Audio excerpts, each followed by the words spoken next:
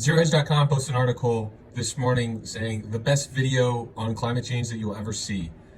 And I don't know if it's the best climate change I've ever seen, video that I've ever seen. It is good. This article pulls it from a tweet which was posted by @Let'sGoBrando45, which is super original. It's this brilliant speech addressed to our woke youth fighting climate change by Konstantine Kisin. And it is a very good video. Konstantine draws on a few points.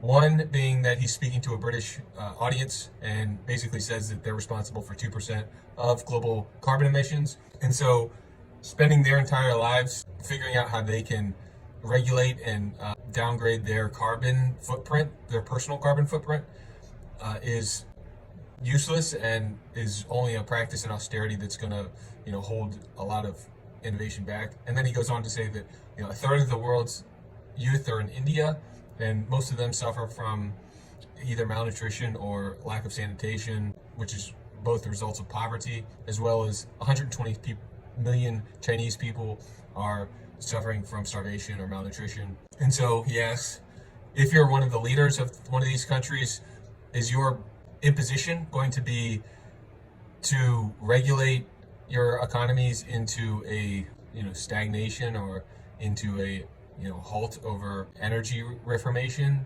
or are you going to use the predictable and sustainable forms of energy that you have available now, which is mostly petroleum, and use that to create prosperity and innovation and in turn feed your people?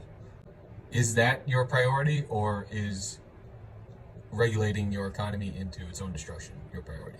And then he says as a parent, would you rather be more concerned with feeding your child or with some sort of early childhood death and disease? Would you rather than be concerned with whether going to school, college, being indoctrinated, etc.? He says it in his own words. He is this cute little bundle of joy. He's cuter than about 80% of puppies.